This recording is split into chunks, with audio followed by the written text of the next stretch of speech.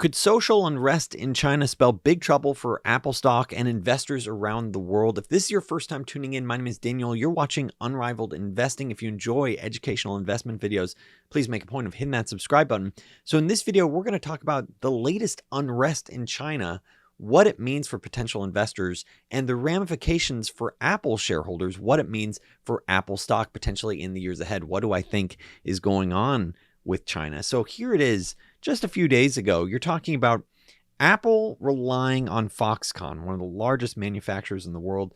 Literally, you're talking about hundreds of thousands of people in this workforce. There's a city called iPhone City, which is one of the primary manufacturing facilities for the Apple iPhones.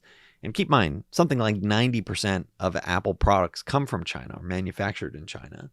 And here it is. You have this huge workforce, 200,000 plus, spending weeks living, and this is from a Bloomberg article, living in forced isolation in trash-filled dormitories, subsisting on meager rations because management wanted to keep churning out Apple devices while dealing with the COVID outbreak. So then, on November 23rd, hundreds of workers were angry to learn that, hey, they're not going to get the wages they'd been promised unless they stayed in these conditions, stayed at their jobs through mid-March. And so then they started leaving and they started directly confronting with physical, with riot police. And so there are lots of videos of this, lots of pictures of effectively people saying, hey, I don't want to work here anymore. This sucks. And the ongoing fighting that went with it. Now, it wasn't always this bad, but I'd argue it suggests it's gotten much worse because earlier in November, Apple put out an update on, supply of iPhone 14 Pro and iPhone 14 Pro Max, saying, yeah, because of COVID-19 restrictions, it's temporarily impacted, the assembly of these phones in China, and we're talking about significantly reduced capacity. So clearly, Apple's been putting pressure to say, hey, we want to get back up to capacity. We recognize, China has these zero COVID, lockdown approaches. There needs to be some sort of dynamic adjustment. We'll see if that works. And here it is. They're starting to get pushback saying, hey, we're not getting paid the amounts that we want to get paid. So the situation has gotten much worse. Haven't really seen much of a press release response from Apple yet saying, yeah, we do not want riots because people are being forced to live in terrible conditions. And so subsequent to that, you see the expansion of social unrest into several cities beyond iPhone City, where people are marching, they're protesting, large groups, and they're holding plain white sheets of paper because they know that in China, if you say something that's too extreme, you disappear. Where's Jack Ma type of thing. And so they're holding up just white pieces of paper as effectively as a protest of saying, hey, we don't accept zero COVID policies. We don't want it anymore. We don't want to be locked into our house. We don't want to be sealed into our houses. We don't want to have to deal with this anymore. So instead, they just hold up these white pieces of paper as a symbol. They want to put the message out, but they can't. They recognize they can't say what they want. And so here it is. They're holding up blank sheets of paper. And then you have folks calling out that in some areas, you can no longer even purchase blank pieces of paper because it's viewed as a threat to Chinese national security. I mean, that just strikes me as just so you're starting to get some extreme responses. As Xi Jinping is sort of, the leader of China is starting to view his leadership is being called into question because these protesters are saying, hey, we don't not only want zero COVID, we also want, Xi Jinping out of here. We don't like this policy. We want to be able to live our lives and accept that we might get sick. We want, sort of the freedoms that you see in many of the Western governments. Now, the trade-off is that when you're dealing with a population of 1.4 billion and, you don't have the hospital infrastructure, you have the worries of like, hey, could you have this, virus spread dramatically very quickly and quickly overwhelm the facilities, in which case the mortality rates shoot higher. So that is sort of the question and concern. It got worse though. One BBC journalist, was observing these protests, I believe in Shanghai, and here it is. They're saying, hey, he was arrested, beaten and kicked by the police, even though it's very clear that he was a journalist. So, I mean, you're showing like, hey, the CCP really does not want this message getting out like, hey, we have social unrest. And as another example of trying to dampen the, understanding of what's going on, you see that, some folks have been tweeting about it saying, look, if you look up various different cities on Twitter, you're starting to get blasted with spam bots and it's very obvious it's a spam bot because all these different pictures of, Chinese women saying, hey, I want to find a husband tonight. I don't think that's really what they'd all say. And so Elon Musk chimes in and he goes, hey, the amount of pro-psyops, psychology operations on Twitter is ridiculous. At least with New Verified, they'll pay $8 for the privilege. I don't see anyone with the blue check mark, but still, I find it's amazing what's going on, this sort of battle in real time, where you sort of have the suppression of, even though Twitter isn't even allowed in China, if people find a way to get around it with a VPN and things like that, they're trying to actively block access to it. And, sort of say, hey, don't look up this city that might be having some sort of riot. Now, what upsets me personally, but I see this as sort of a cost of doing business with what Apple, did, is just weeks prior, they actually changed their Apple AirDrop policy, which had previously been used effectively as a means for protesters to easily communicate with each other, where the phones can correctly, can directly connect with each other. So the AirDrop policy now limits the everyone option to just 10 minutes in China. And this is only in China that Apple rolled this out, this iOS 16.1. I think this was due to, I think the website was Mac 9 to 5 or something like this. So this is like the exact opposite. Here it is. They're effectively enabling the big brother government, squashing any potential dissenters. And this is the exact opposite of where Apple was under Steve Jobs, of trying to say, hey, let's take that hammer, throw it at Big Brother. Here it is. This is like, let's give a hammer to Big Brother to smash any dissenters. We do not want to empower anyone to be able to connect directly without Big Brother watching.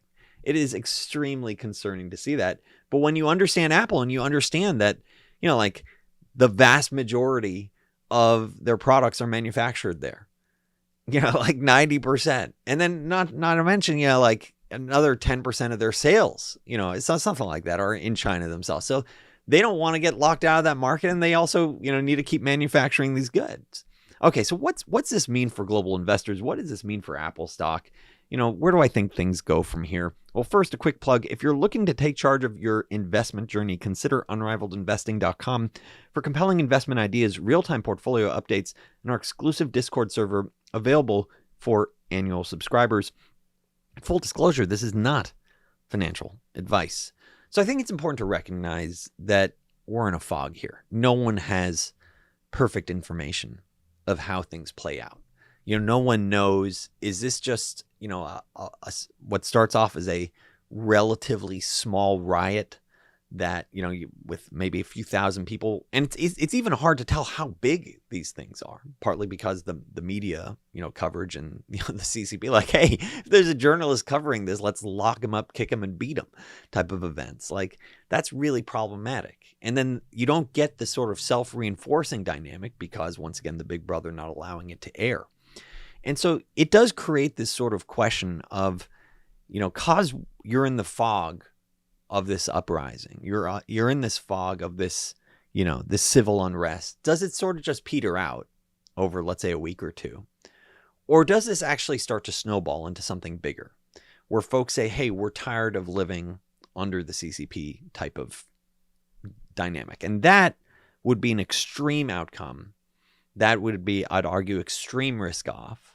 Because at the end of the day, Wall Street likes certainty. And when you start dealing with uncertainty like that I think from a global perspective, you'd come under a lot of pressure. Because then do you start seeing, potential infighting and more civil unrest. At this point, I think it's more likely to sort of see it peter out than to snowball. But that's not a high certainty perspective. That is not a high certainty opinion. I think one should recognize you're in the fog. And historically, these things, Xi Jinping is not likely to just say, oh, okay, let them protest. No, I suspect it will be met with very strong force if it continues or gets worse. And you could see, if it gets worse, significant loss of life, as Xi Jinping says, hey, my power is not being questioned. So I think that's sort of one aspect to consider. From you're in the fog, no one knows exactly how it plays out. I think another key aspect that one should consider is that this should translate into higher input costs and potentially higher inflation for longer. There's been articles for some time now. Apple wants to make more iPhones in India, but it's going to take years to just move a few percentage of their production capacity out of China. As once again, Chinese contractors represent more than 90% of Apple products and an estimated 98% of iPhones. So I view this, thinking about the ramifications, I think from a global supply chain perspective, I think Apple is not the only company that is looking at these stories and saying, hey, I'm not sure that we want to, rely on this picture. We want to rely on this setup, even if this is the lowest cost solution. And so if you have this type of setup where you start moving it to higher cost countries to diversify your supply lines, and it's spread across Apple, it's not just Apple, it's many different companies, then what you're really talking about is lower gross margins, lower profitability, and then they'll also try to raise prices to sort of offset part of this, in which case you also have lower demand as well. Because ultimately people say, hey, I'm not sure I can keep up with that. The higher the price, that sort of dynamic is, the higher the price, the tougher it is to keep generating those sales, unless you have truly a luxury good, which, you could argue Apple in some cases does. And so they raise prices and it generates more revenue. But still, it's a challenging dynamic. Generally, most goods, the higher the price, the lower, the demand that you're looking at. So I think you're looking at companies facing potentially lower margins over, let's say, the next decade, as you see companies shift from this. I mean, you can't have a company like Apple, Tim Cook talking about diversity and wanting to make sure everyone's treated all right, everyone treated fairly. When you see stories about like, hey, these people are getting beaten for not showing up to work. And by the way, their living standards are awful, which they're trying to produce these phones. I mean, this is just absolutely terrible. Like there's so many examples of hypocrisy with Apple. Like, hey, tell me whatever your gender, your pronoun, tell me where you live, as long as you're not from Taiwan, because then there'd be problems because China's, are such a large concentration risk. And so I look at this and I'm thinking there's just there's a bomb there, and it's unclear when it goes off. And that's why over my shoulder I put, this book, Anti-Fragile. And I think China, Apple, there are some dynamics here that are very fragile. And the concept with anti-fragile is there's really three different structures. There's anti-fragile, there are stressors and you get stronger from it. There's robustness, where there are stressors and you don't react and you sort of stay the same. And then there's fragile, where you get hit by a stressor and then you sort of crack and you collapse. I look at the system here and I view suppression of voice. I view the hypocrisy with Apple. Here it is, the airdrop story from earlier, the treatment of some of these employees or some of these contractors in China. I view this as fragility, and it's unclear at one point does it crack. But I view it as a significant fragility. I view it at some point it will lead to a big problem. And so, yes, the CCP can be maybe in power for decades and decades. But if you suppress people's voices for long enough, I suspect eventually you get some sort of response where people are upset. And so it's unclear when does that happen. It's sort of, and that's the reason why in Anti-Fragile, I believe he calls out, the example of the turkey. The weight of the turkey gets bigger and bigger, January, February, the turkey just keeps getting bigger, and everyone looks at this line going up of the weight of the turkey. And everyone goes, wow, this turkey's just going to keep getting bigger. And then, the day before Thanksgiving, it's killed. That's an inherently fragile setup. People don't realize it. And so I think there's a dynamic here for investors to be mindful of. So particularly thinking about Apple stock, where do I think it goes from here? Around $145 a share, around $2.4 trillion valuation. It currently trades at around around forward, earnings of, I'm penciling out, between 22, 24 times earnings. That's not crazy expensive for an exceptional company, to be straight. I mean, this is clearly an exceptional company. The question is, will they start having to pay for this sort of challenge with their supply chain. Will their profit margins go from 30% like they currently are to maybe 28% to 26%? And that's what I am assuming. I'm assuming that they're going to have to stomach that somehow. Otherwise, I'm going to assume that they have lower growth rates in the future. And maybe I'm wrong about this. Maybe I'm being overly conservative about Apple. So I'm also assuming over the next 5 years, the end multiple 5 years from now is somewhere between 15 times and 25 times. And that they're growing somewhere between 5% and 11%. And that, by the way, they can return, huge amounts of cash to you each year. But given that they trade around, 22, 24 times, that implies around a 4% yield to you as a shareholder, whether or not it's dividends or buybacks.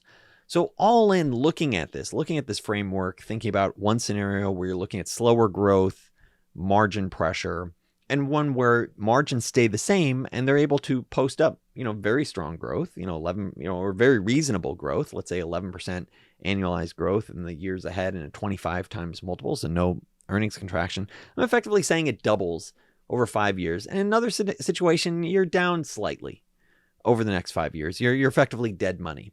So I don't view this as the most compelling of setups. Personally, I look at this and it wouldn't surprise me if this would become a target for short sellers, just given the dynamics I've called out earlier. I personally wouldn't short it just because, A, I don't like shorting individual companies. I don't want to bet against anyone's journey. But I also think Apple's an exceptional cash flowing company. But just given my prior experience working, with hedge funds, multi-billion-dollar hedge fund, I understand why this could become a target, especially when folks say, hey, you're going to be facing either margin pressure or top line pressure because you can't deliver, products because, the supply, or because, you have to transition your supply chain. So I look at this and I'm thinking it's not the most crazy compelling setup out there. I think there are better things. I call out what I do own, what I think is compelling to my subscribers at unrivaledinvesting.com. And so I just look at Apple and I'm thinking, I don't like the risk reward. I think the challenges you're facing in China are very real. And I hope this video has been helpful for you. If so, please make a point of hitting that thumbs up and hit that subscribe button. Thanks so much for tuning in.